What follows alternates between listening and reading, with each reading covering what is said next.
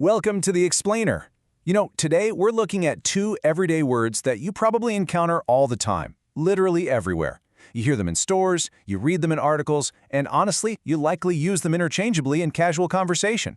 Those words, customer and consumer. But here's the fascinating part, guys. While they might sound like total synonyms in passing, in the world of business, these two terms mean vastly different things. Understanding this distinction, well, it's kind of like unlocking a secret code of commerce. Okay, let's dive into this. Customer or consumer? What is the exact difference? It's a really fantastic question to ask. We so often blur the lines between the two, just assuming that if you interact with a business, you automatically fall into one single bucket. But, to really grasp how companies design their services, how they market their products, and operate on a daily basis, we've got to address this knowledge gap. We are about to clearly separate these two identities once and for all. Section 1. Buyer or user? All right, let's look at the customer first. A customer is the person who buys or pays for a product or service. I really want you to focus on those two verbs right there, buys and pays. The ultimate defining trait of a customer is the transaction itself. If your wallet comes out, if your credit card gets swiped, or if you're the one officially requesting the service, you are the customer. You hold the purchasing power. But here's where the concept starts to expand a bit. A customer may or may not be the person who actually uses the service. Think about that for a second. Simply paying for something doesn't necessarily mean you consume it yourself, right? You might be buying a birthday gift for a friend, securing a streaming subscription for a family member, or maybe purchasing software for your employees to use at the office. The act of paying is totally separate from the act of consuming, which actually teases us up perfectly for our next point. Section 2. Defining the consumer. So a consumer is the person who uses or receives the product or service. Notice the massive shift in the language here. We've moved entirely away from buys and pays over to uses and receives. The consumer is the individual who interacts directly with the product. They're the ones eating the meal, wearing the shoes, or experiencing the service, completely regardless of who actually pulled out their cash at the cash register. And to make this absolutely crystal clear, the consumer may or may not be the person who made the payment.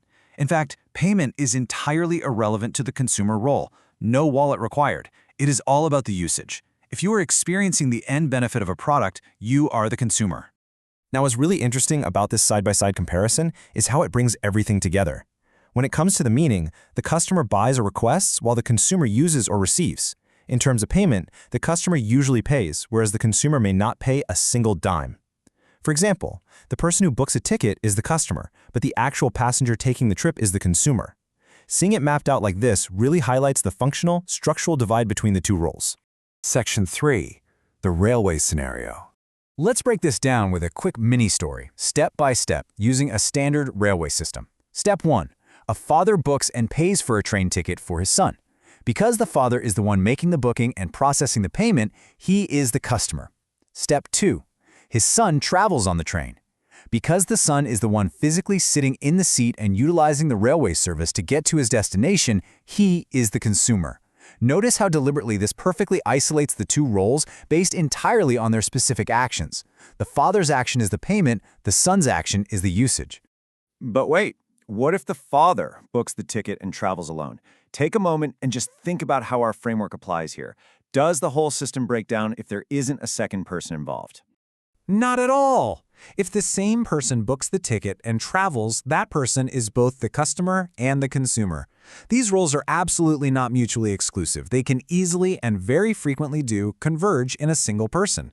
When you buy a coffee for yourself and drink it, you're wearing both hats simultaneously. You're the customer at the cash register, and you are the consumer taking a sip.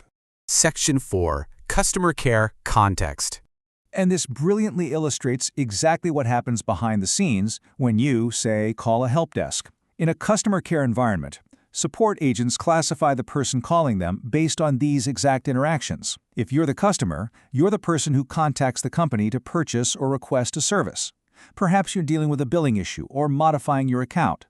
But if you're the consumer, you're the one who actually uses or receives the service, meaning you might be calling because a feature just isn't working properly for you. Help desk teams absolutely must understand precisely which role you are playing to solve your problem efficiently.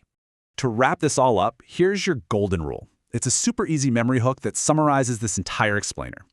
Customer equals buyer or requester. Consumer equals user. That's it.